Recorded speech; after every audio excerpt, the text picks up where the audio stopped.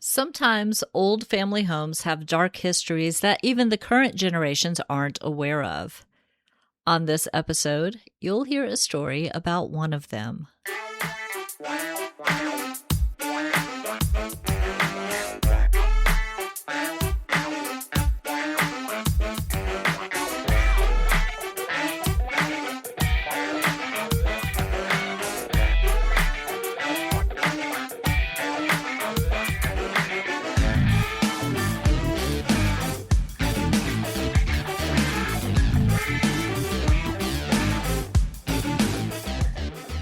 Welcome to the Peep Podcast. I'm your host, Nicolle, and I'm grateful you're here. The two big ideas behind the Peep Podcast are to show that the paranormal is more normal than most people think, and to connect the science to the sci, including ESP, hauntings, and psychokinesis. In this episode, we will be discussing a haunted homestead, and I'll introduce a new segment. But first, I want to give you a quick writing update. The edits of Keeper of the Mystic Moon are finalized, and I'm waiting for the cover designer to send over an initial design. Because this month I need to add this book to the signing store for Reader Nation, I'm going to forego launching this one on Kickstarter. There will be a third book in the series, hopefully next year, and I'll probably do a Kickstarter for that one, plus an omnibus with all 3 books and Craven's short story and any bonus chapters or other creative things that I come up with between now and then. After that, I'll write the 3rd novel in my Raina Smith series. She's been waiting so patiently. Or start the new alternate Earth jumping sci-fi fantasy series. If you want a taste of that one, sign up for my newsletter at NicolleMaroc.com, and please be patient. I'll send a link out to the short story titled Marie that introduces the main character and the expanded reality she suddenly finds herself pulled into. If you like stories about flawed humans with good hearts, archangels, and rules that are difficult to live by, you'll love Marie. All right, to misquote Monty Python, now for something totally different. To get back to this podcast's first tagline, Science plus Sci, I'm going to start including a new story about sci research near the top of the podcast whenever I can. I made this decision on my way into the office for my day job last Friday, and within just a few hours, my friend Paul randomly texted about a breaking news story about a research study related to paranormal experiences. This is not a regular thing with us. We're usually joking about cryptids. So I took that synchronicity as confirmation, as any good intuitive would. Here's the story. An article published on August 6, 2026, which is last week if you're listening to this episode when it releases, titled Making Sense of the Extraordinary, an investigation of the content and prevalence of appraisals of non-ordinary experiences, in the journal PLOS 1. This article describes a study of survey responses from 5,117 Brazilians. Quoting the article, the sample consisted of 5,117 participants, and the demographic distribution in terms of age, gender, and geographic region broadly aligned with the 2010 census data.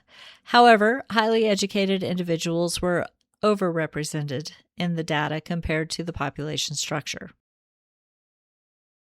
The online questionnaire began with the inventory of non-ordinary experiences, comprising 38 experience items, including topics like another self in body, auras, awe in the negative way, awe in the positive way, déjà vu, devotion, objects, devotion, people, extrasensory perception, minds, guidance, hopelessness, joy, light, loss, love, lucid dreams, meaning in life, misfortune, near-death experiences, out-of-body experiences, past life, presence of extraordinary forces, presence of the deceased, psychic vampirism, smells, sounds, touch, visions.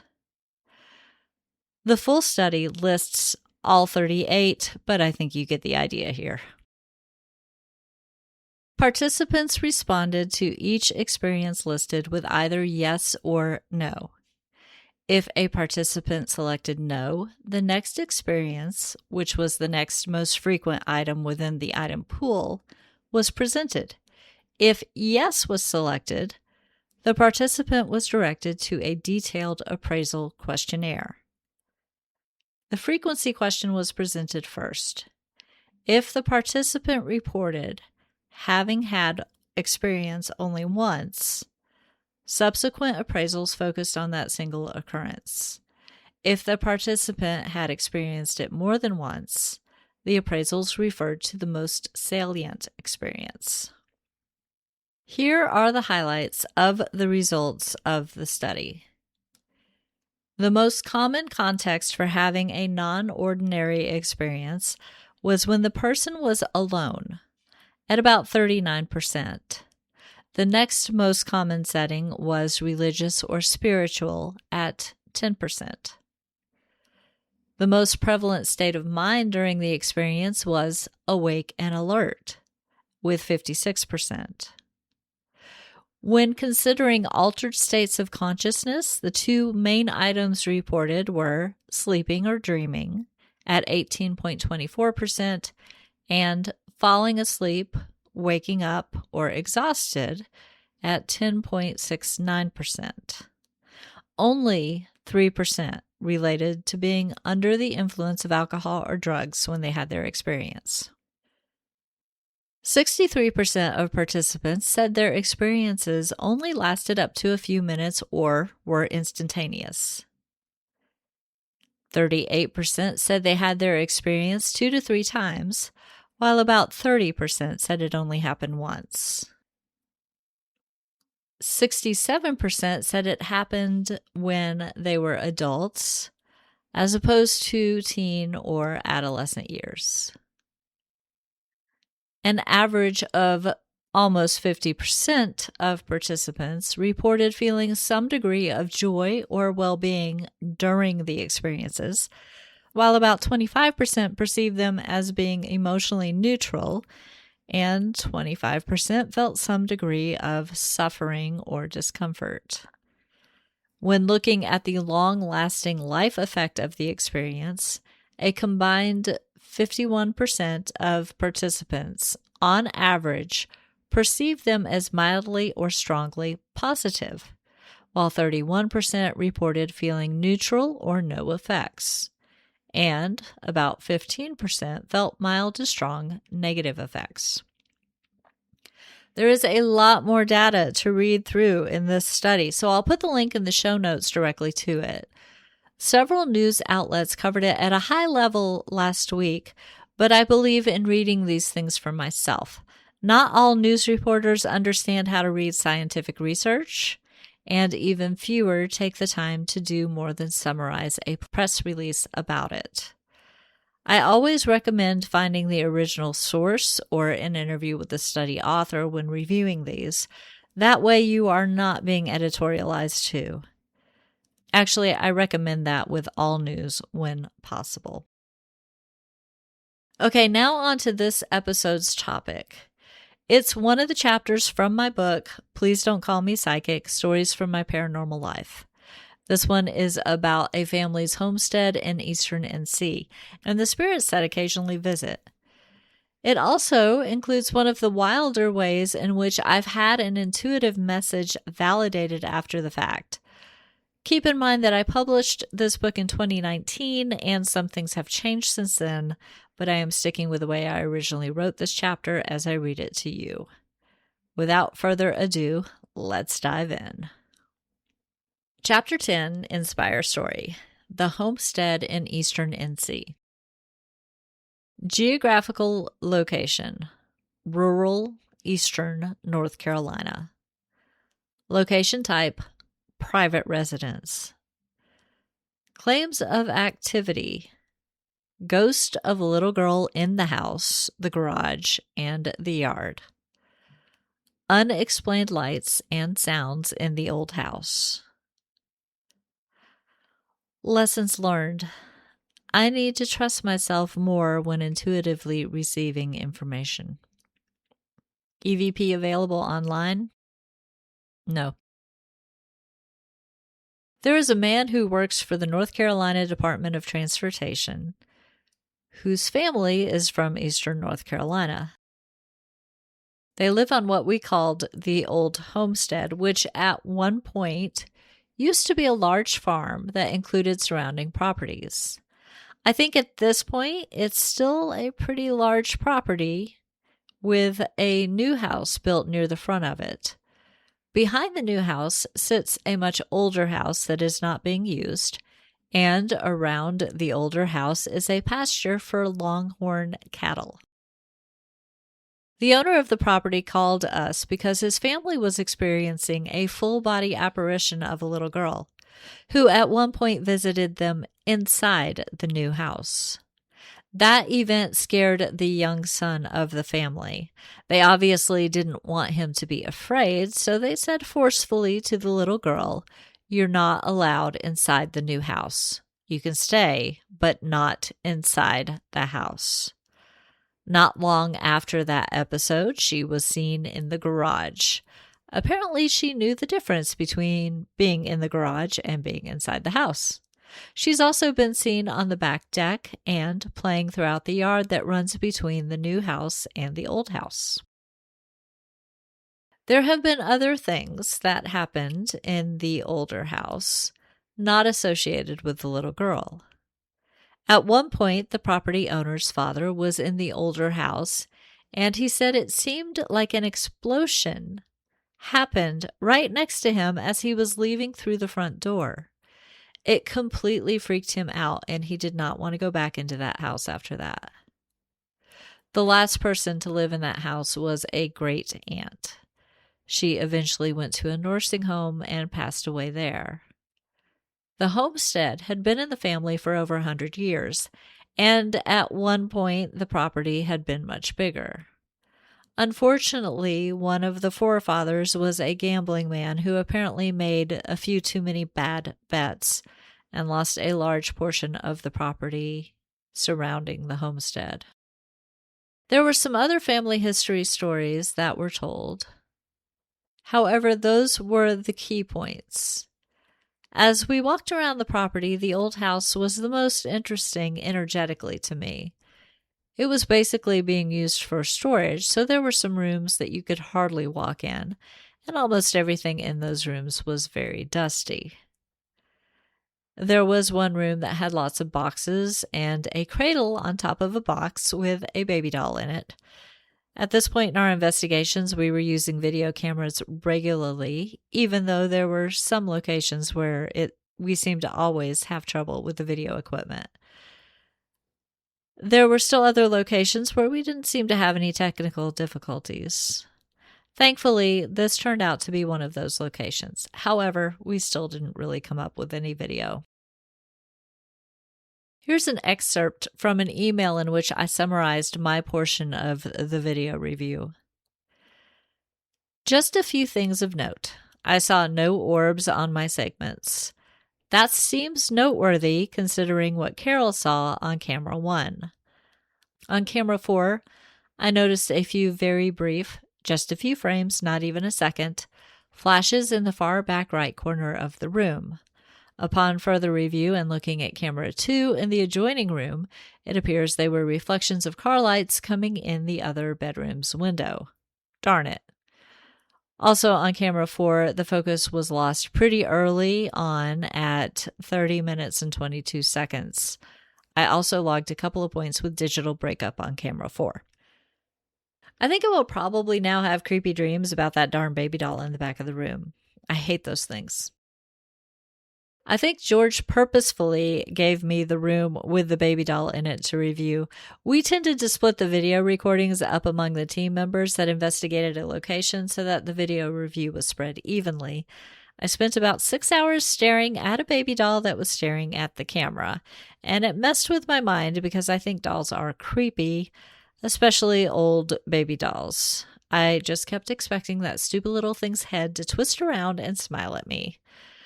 But I digress. Anyway, during the investigation, we spent a good bit of time in each room of the house doing EVP sessions. In the second bedroom of the house, we were standing scattered about the room, and the property owner was with us. While the other team members were asking questions and trying to get some sort of response, I was trying to figure out what word was attempting to form in my mind. It started with a sh sound, like Charla, or Charmaine, or Charlotte. It was a char sound for sure. And it was so persistent and insistent in my head that I finally spoke up, despite the fact that I knew if it didn't make any sense to the property owner, I might look kind of silly.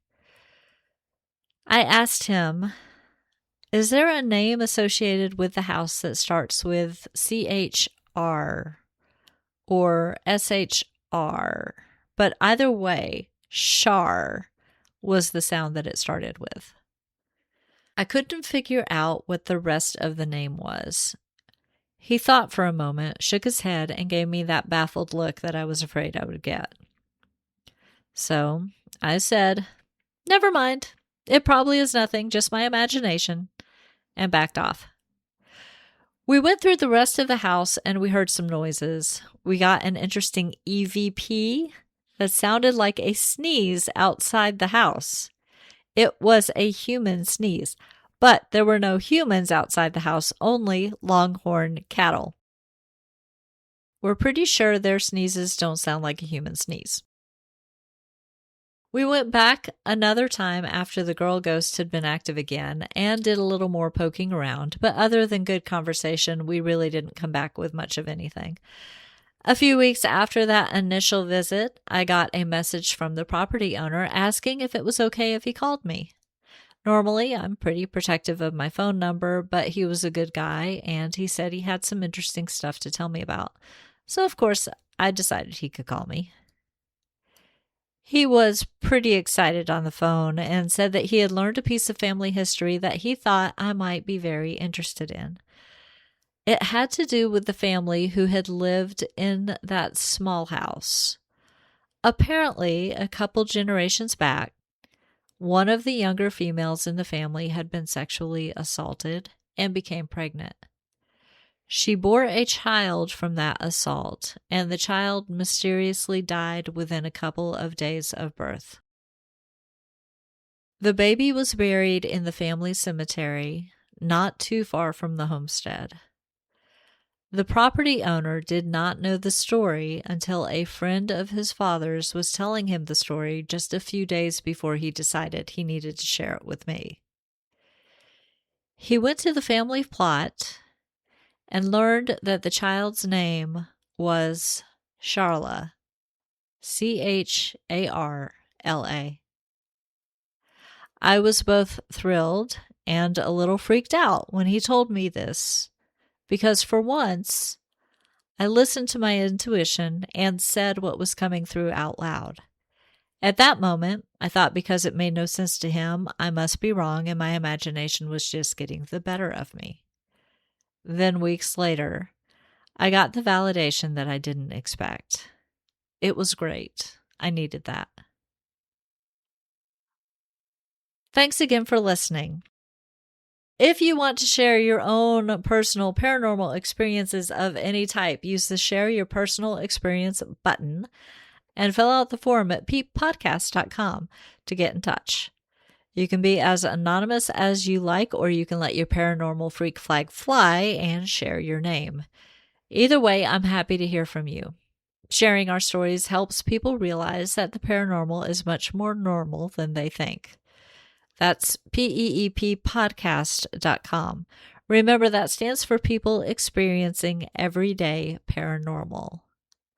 While you're there, subscribe to my newsletter to keep up with the podcast and all my creative and energetic endeavors. I usually only email it once a month unless I have a special event you should know about. You'll receive briefs on recent episodes, behind the scenes moments, any information on any upcoming appearances, plus some occasional fun extras like a link to read the short story I talked about at the top of the episode. If you enjoy the podcast, please give it some rating love on your favorite podcast app. Share it with friends and subscribe so you don't miss an episode. Ratings, reviews, and shares help platforms like Apple Podcast and Spotify know it's worthy of surfacing to new listeners.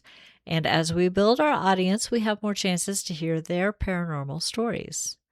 A huge thank you to everyone who has given the show some love. You're helping it grow. No matter how you support the show, listening, telling others about it, or any other way, I absolutely appreciate your being here. Thanks again for listening. Stay safe and be well.